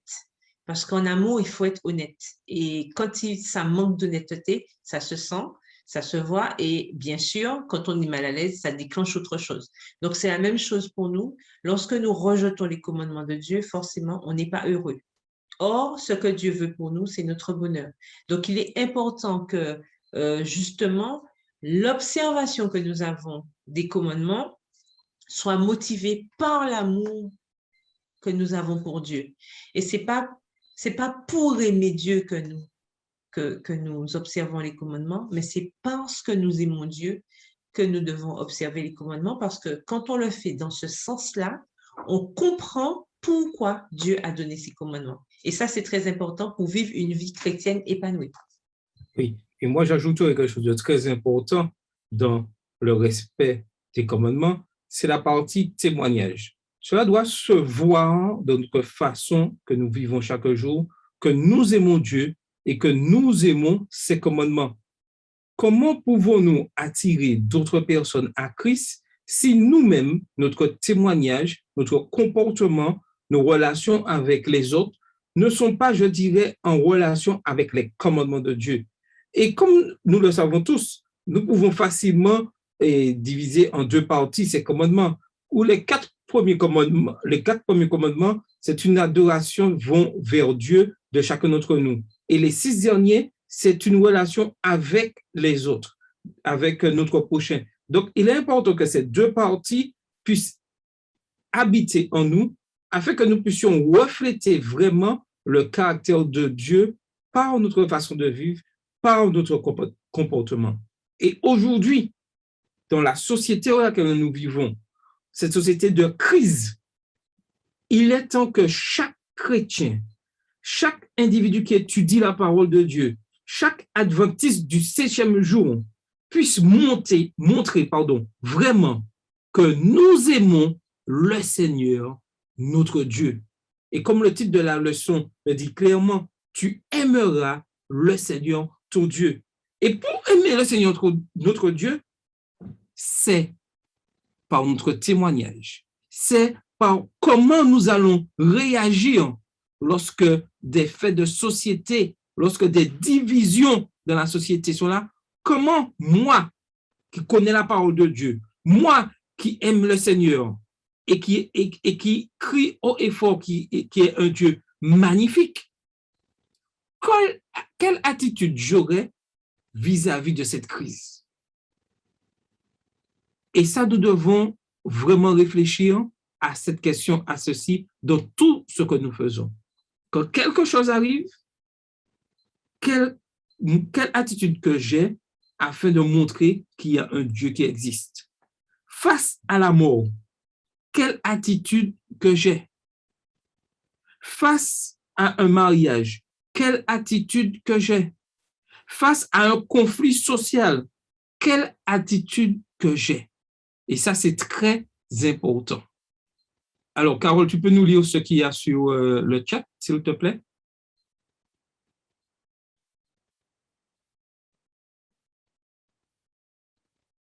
Carole ne m'a pas entendu? Désolée, j'avais oublié d'ouvrir le micro. Alors, il nous suffit d'un rejet concernant un commandement et nous voilà à défaut car nous sommes des personnes qui fermons nos cœurs à l'amour. Car à travers les commandements, nous témoignons de notre amour pour Dieu, mais pour le prochain. Tout à fait. Je suis tout à fait avec ça. Et je peux simplement, tu ne déroberas point. Si je dérobe, je commets une erreur face à ce commandement-là, mais c'est un rejet des 10 commandements par rapport au simple rejet que j'ai désobéi à ce commandement-là, tu ne déroberas point. Tu voulais ajouter quelque chose, Carole? Ah oui, Odile, vas-y. Oui, juste une question que je voudrais poser. Sachant que nous sommes pécheurs, est-ce que le fait justement de transgresser un des commandements de Dieu veut dire que je n'aime pas Dieu?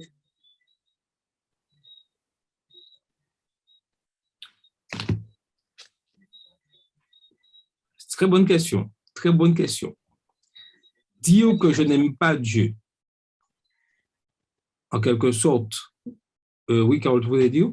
Oui, avant que tu n'interviennes, en Oui. fait, je pense qu'il faut pas, il ne faudrait pas non plus, on n'est pas au pays des bisounours, on a bien compris, il ne faut pas non plus qu'on oublie que nous sommes faillibles, nous sommes des pécheurs. Donc, et d'ailleurs, la Bible nous dit bien, si nous péchons, nous avons un avocat auprès du Père, n'est-ce pas? Donc, si nous avons un avocat, c'est que, bon, on sait très bien que ça peut flancher. Donc, c'est vrai que nous pouvons avoir des failles. Nous avons des failles, je dis nous pouvons, nous sommes pécheurs, il ne faut pas oublier, et le fait d'enfreindre un des commandements, voire plus, ça ne veut pas forcément dire qu'on n'aime pas. Si on peut prendre un exemple dans un couple, je ne sais pas, si je blesse mon mari ou bien si je blesse ma femme, est-ce que ça veut dire que je ne l'aime pas? Non, c'est que, bon, voilà, le péché fait que, mais il n'empêche que l'objectif, ce n'est pas de transgresser constamment ces commandements-là. Donc, je ne pense pas que le fait d'enfreindre une loi veut dire que je n'aime pas, d'accord? Ça veut simplement dire que j'ai encore du chemin à faire pour pouvoir arriver à surmonter quelques difficultés. Mais ça ne voudrait pas dire que je n'aime pas, puisque le véritable amour ne meurt pas. Nous l'avons bien vu. Je parlais de Corinthiens 13 tout à l'heure. On voit bien que les 3 choses qui demeurent sont la foi, l'espérance et l'amour. Donc, ça ne meurt pas. Quand j'aime vraiment, ça ne va pas disparaître comme ça. Donc, je ne pense pas que enfreindre la loi, si je pêche contre, voilà, si je transgresse un commandement, ça ne veut pas dire que je n'aime pas Dieu. Par contre, si je baigne dans la transgression des commandements, non, je n'aime pas Dieu, ça c'est sûr. Parce que normalement, si j'aime, je ne blesse pas. Et j'ajouterais que lorsque je commets une faute vis-à-vis du commandement, si je dérobe un objet à quelqu'un, l'amour que j'ai pour Dieu va me faire reconnaître que j'ai commis une erreur et que je dois corriger cette erreur et demander pardon par rapport à cette erreur. Voilà ce que l'amour de Dieu nous amène à faire. Puisque nous sommes pécheurs, nous avons cette nature pécheresse. Mais c'est-à-dire, sitôt que j'ai commis cette erreur, le Saint-Esprit agira en moi. Et par amour pour Dieu, par amour au commandement, je reconnaîtrai mon erreur.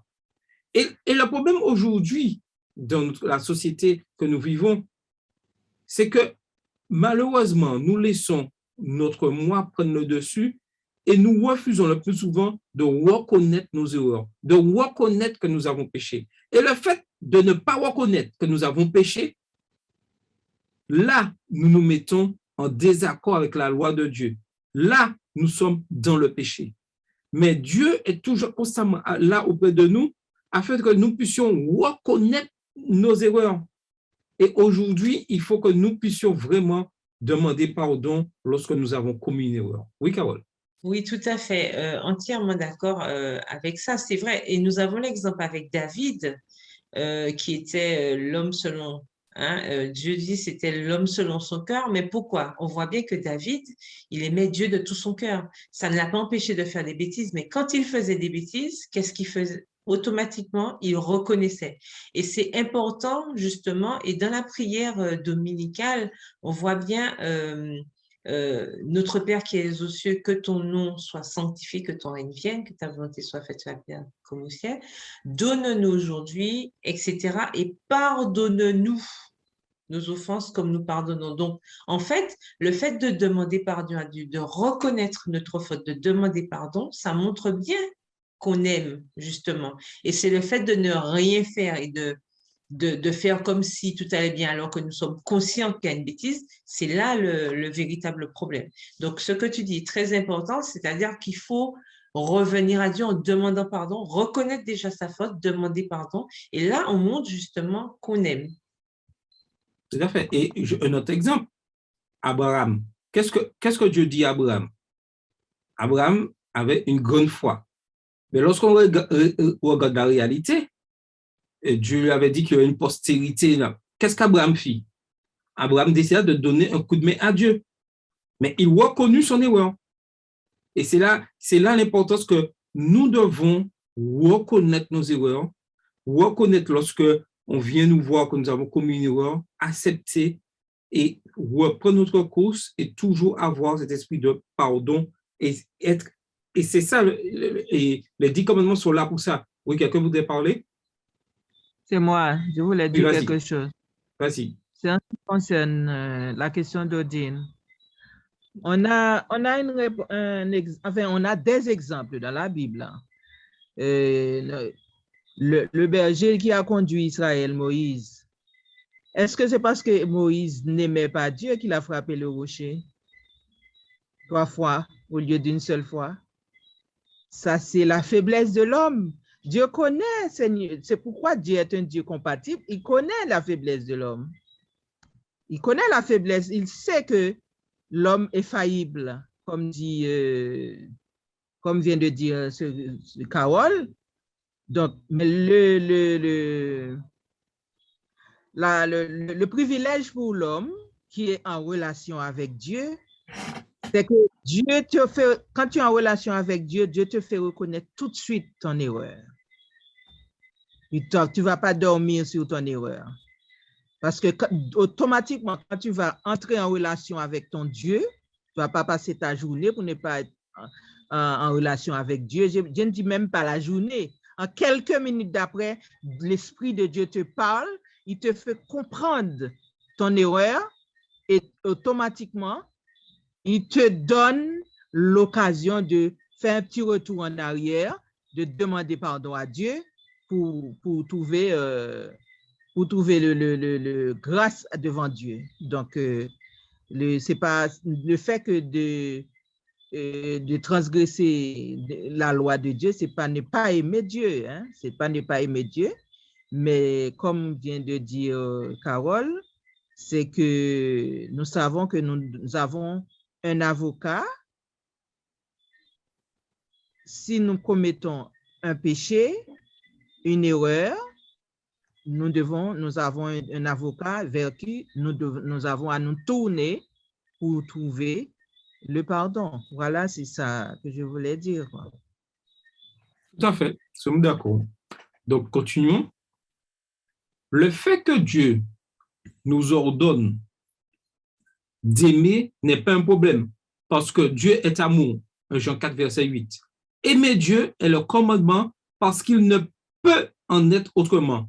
C'est l'impératif absolu à cause de celui qu'est Dieu.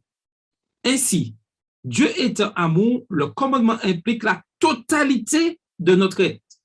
La totalité de notre être. L'amour vient du cœur, c'est-à-dire de l'intérieur, de ce qui n'est pas visible, de nos pensées et de nos sentiments les plus intimes, nos intentions profondes. Fait significatif, le commandement qui conclut le décalogue, tu ne convoiteras point, donne à la fin de la loi la clé intérieure de tous les commandements.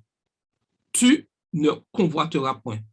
Et lorsqu'on regarde aujourd'hui, dans la société, dans l'Église, l'un des plus gros problèmes et qui amène à d'autres, c'est la convoitise, c'est la jalousie. Et là, on pourrait dire que Dieu, lorsqu'il met ce commandement à la fin, c'est pour vraiment nous mettre en garde. Tu ne convoiteras point. Il ne suffit pas d'avoir la loi, d'avoir la vérité, de savoir que nous ne devrions pas tuer ou commettre l'adultère. En outre, d'adultère ou de tuer ne suffit pas. Nous ne devrions même pas y penser ou le désirer. Et c'est ce que Jésus dit dans Matthieu 5, verset 28. Puisque l'amour est une passion, notre réponse à l'amour de Dieu est pressante. Elle émane de notre cœur aujourd'hui. Ce n'est pas seulement un acte de souvenir ou un espoir pour l'avenir. Il est présent et implique notre vie quotidienne. Aimer le Dieu qui est toujours présent dans son amour, c'est le rendre pertinent dans notre vie actuelle. Par conséquent, aimer le Dieu qui aime est un acte total. Cela implique tout notre être, sans exception. Non seulement tout votre cœur, mais aussi toute votre âme, ce qui signifie toute votre personne. Et cela ne s'arrête pas là. L'amour implique l'intensité. Nous ne pouvons pas aimer Dieu d'une manière médiocre ou terne. Je ne peux pas dire que j'aime Dieu et que cela ne se voit pas.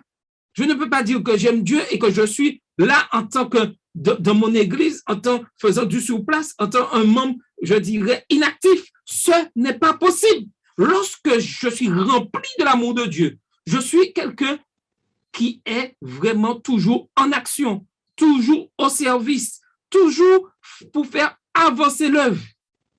La question est-ce que nous aimons vraiment Dieu lorsque nous restons des fois en état d'assistance, l'attente à regarder ce qui se passe?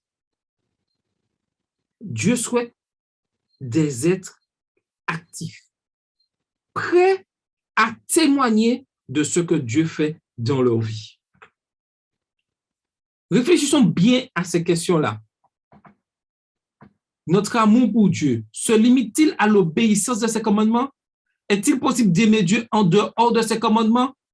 Sinon, pourquoi? Comment le fanatisme affecte-t-il l'authenticité de notre amour pour Dieu? Pourquoi le fanatisme est-il contraire à l'amour de Dieu? Et il est important de comprendre ces questions pour savoir où je me trouve dans cette relation d'amour avec Dieu. Est-ce que je suis plus là pour me faire voir ou faire voir cet amour de Dieu? Le fanatisme n'a pas sa place je dirais, de ma relation avec Dieu, de mon fonctionnement. Et il est important de pouvoir laisser vraiment l'amour régner et aller de l'avant. Quelqu'un voudrait-il ajouter quelque chose? Ou j'ai été clair? Oui, je voulais. Tu as dit que, est-ce que, c'est la deuxième question, est-ce que nous restons assis, comment on appelle, excuse-moi, nous Oui, nous faisons du restons, sur-place. Oui. l'assistanat, voilà, je parlais de l'assistanat, est-ce que c'est conforme à aimer Dieu? On ne peut pas rester dans l'assistanat et puis sans rien faire. L'amour du Christ doit nous presser à aller vers les autres parce que il ne suffit pas d'attendre, hein. Ce serait trop facile. Ce serait trop facile. Il faut bouger parce que comme Dieu dit, allez, il y a l'action. Et comme si nous aimons Dieu, chacun de nous sera en action, quelle que soit leur méthode. Donc, c'est à nous personnellement d'être en action pour Dieu. Et c'est là démontrera que, bon, l'amour nous met à l'action. Tout à fait. Et, voilà. Et j'ajoute quelque chose. Tu as fini? Oui, j'ai terminé. Oui. J'ajoute quelque chose de très important. Je ne dois pas regarder à l'autre pour savoir, ah oui, mais un tel fait du sur-place, un tel n'avance. Non, non, non, non, non. Je dois regarder à ma position, moi. Qu'est-ce que je fais pour que cet amour de Christ soit en moi et puisse se voir et que puisse faire vivre mon Église? Voilà ce que je dois regarder. Qu'est-ce que moi, je fais? Pas ce que X, Y fait sur place, ils ne regardent pas, ils font rien du tout. Non. Qu'est-ce que moi, je fais pour faire avancer l'œuvre? Et lorsque chacun d'entre nous répondra honnêtement à cette question, nous verrons de véritables changements dans nos communautés. Et j'y crois du plus profond de mon être, que lorsque nous comprendrons vraiment cet amour de Dieu, des changements extraordinaires s'accompliront dans nos communautés. Vous leur enseignerez, tout comme on nous ordonne d'enseigner. Puisque le commandement d'enseigner, les commandements de Dieu résulte de l'amour de Dieu, la mission d'enseigner ne vient pas d'une intention de force ou d'un désir de profit personnel. Si les gens acceptent Jésus sous la menace de l'épée ou sous la perspective d'un certain bénéfice, ils ne comprendront pas le sens de la loi de Dieu et celui qu'est vraiment Dieu. De manière significative, ce passage biblique fut choisi pour signifier la mission d'Israël en tant que témoin de Dieu. Dans le texte hébreu, la première ligne dit « Écoute Israël, l'Éternel notre Dieu est le seul éternel ». Le mot « haïm » qui signifie le premier mot « schéma », écoute, et le mot « dalé » qui suit, le mot « seul », compose le mot « témoin ». Le mot « témoignage », vous voyez encore l'importance du témoignage. Pourquoi les anciens scribes qui ont copié la Torah, cette ligne contenait l'essence même de l'identité d'Israël et de sa mission en tant que peuple de Dieu qui doit témoigner au monde partout, à tout moment, le jour et la nuit, à la naissance et à la mort. Celui qui est Dieu, c'est-à-dire le Dieu unique qui aime son peuple. Et en tant qu'Église adventiste du 7e jour, en tant que membre de l'Église adventiste du 7e jour, en tant que sympathisant de l'Église adventiste du 7e jour, en tant qu'étudiant de la parole, cherchant à connaître la vérité, je dois avoir ce témoignage dans ma vie constamment. Témoigner au monde partout et à tout moment. Et il est important que nous puissions comprendre qu'il est important d'enseigner les commandements de Dieu. Ne cherchons pas à, comment dire ça, à vouloir arranger les choses. Les commandements de Dieu sont là. Les 10 commandements de Dieu sont là. Nous devons les enseigner avec amour. Ne cherchons pas à retirer, à ajouter, à dire, bon, c'est peut-être... Non, les commandements sont là et bien précis. Oui, quelqu'un voudrait ajouter quelque chose? Non, je voulais juste dire qu'il ne faut pas biaiser les commandements de Dieu, parce que Parce que souvent, on parle, dès qu'on parle de commandement, souvent, le lien qui est fait, ah, on est légaliste. Quand on parle de commandement, ah, on est légaliste. Mais non, ça n'a rien à voir. Il faut pas tout mélanger, en fait. On n'a pas dit que c'était les commandements de Dieu qui sauvaient, puisque c'est Christ qui sauve, certes. Mais c'est sûr que les commandements de Dieu sont tout à fait dans la recette du salut. Je vais dire ça comme ça. Donc, il faut faire attention à ne pas mettre ça de côté sous prétexte que. Donc, il est important que nous puissions méditer sur les leçons de foi et de dévotion symbolisées dans tous les gestes que nous faisons, tous les gestes pratiques que nous devons avoir vraiment dans notre relation avec Dieu. Tu les liras. La loi de Dieu doit être étroitement liée à nos personnes physiques. La liaison suggère aussi l'idée de la fidélité et une relation d'amour avec Dieu. Sur tes mains, la loi de Dieu devrait affecter nos actions. Entre tes yeux, la loi de Dieu doit affecter notre pensée et notre discernement. Ces trois éléments doivent être en action dans notre fonctionnement dans l'Église, dans notre relation avec notre prochain, dans notre relation avec Dieu. La loi de Dieu doit être étroitement liée à notre personne physique. Et nous devons vivre cette loi tout en étant fidèles dans cette relation d'amour avec Dieu.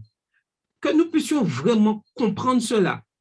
Et comme je le disais tout à l'heure, le changement doit avoir lieu. L'Éternel envoie ses messages pour nous en cette période bien précise, afin que nous puissions corriger tout ce qui ne va pas. Mais sachez une chose, Dieu ne force personne, mais il n'y a que deux voies. Soit nous suivons les commandements de Dieu, soit nous laissons l'ennemi prendre le dessus sur notre vie. Il n'y a pas de zone neutre. Il n'y a que deux voies. Mais l'Éternel Dieu souhaite que nous puissions l'aimer et que nous puissions rester fidèles à ses commandements. Mais il ne force personne. Chacun est libre. Mais personne ne pourra dire « je ne savais pas ». On ne m'a pas dit. Dieu donne toujours l'occasion à tout être humain d'avoir fait ce choix. Quel choix as-tu fait? Oui, Philippe, tu voulais ajouter quelque chose? Non, ça va, c'est compréhensible, c'est bon. OK. Donc, j'aimerais vous laisser avec cette question de réflexion que nous puissions bien comprendre. Quelle place tient la loi de Dieu dans ma vie? Est-elle une contrainte ou un moyen d'épanouissement? Me permet-elle d'associer mon Dieu à tous les instants de ma vie? Dans quel domaine de ma vie ai-je de la peine à associer Dieu? Comment faire de l'obéissance à la loi de Dieu un témoignage d'amour pour Dieu? Comment rendre mon enseignement de la loi attractif pour mes enfants ou pour mes relations amicales? Donc, il est important que nous puissions vraiment comprendre cela. Caroline, il y a quelque chose sur le chat, tu peux lire pour nous, s'il te plaît?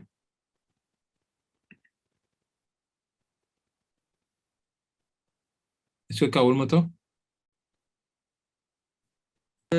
Quelle citation? Tu parles de l'obéissance ou… Oui, l'obéissance. L'obéissance. Alors, l'obéissance est certes primordiale, mais la repentance éloigne la culpabilité qui peut me paralyser au point de m'empêcher de revenir à Dieu quand j'ai fait quelque chose de mal. Et c'est là qu'il faut faire attention pour ne pas se perdre. Tout à fait. Il est très important de comprendre cela. Et pour terminer, je ne sais pas si Yolette m'entend, est-ce que Yolette pourra faire la dernière prière afin que nous puissions comprendre l'importance d'observer cette loi, pas par contrainte, mais surtout par amour. Que cet amour de Dieu puisse nous habiter et qu'il puisse avoir ce véritable changement. Est-ce que Yolette m'entend? Je ne sais pas si elle m'entend là. Ça va, oui. Oui, donc tu peux faire la prière, s'il te plaît, pour terminer notre rencontre ce soir. Il n'y a pas de problème. En position pour la prière.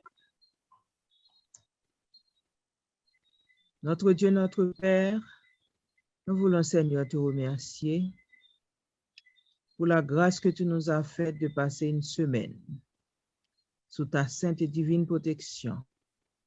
Et ce soir, Seigneur, tu as inspiré à tes enfants de mettre en place pour nous la révision de cette étude que nous étions bercés toute la semaine.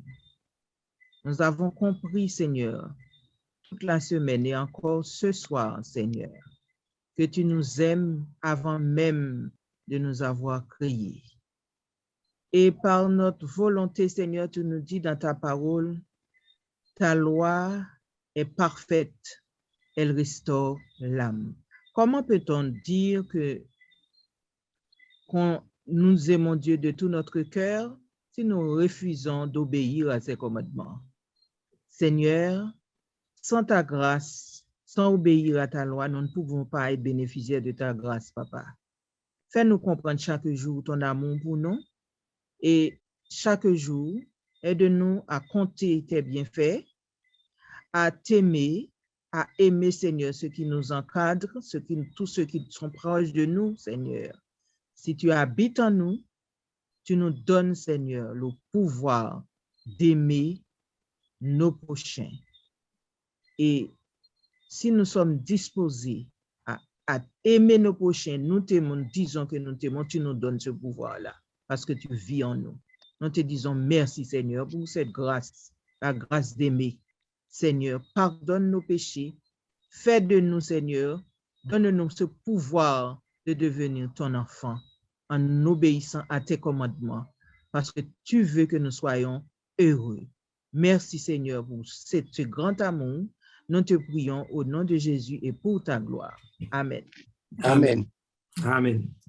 Merci à tous. La semaine prochaine, si Dieu veut, nous verrons l'étranger qui est dans tes portes. En tout cas, que le Seigneur vous bénisse. Bon sabbat à tous et continuons toujours à être fidèles à la parole de Dieu. Bon sabbat. Tout le monde.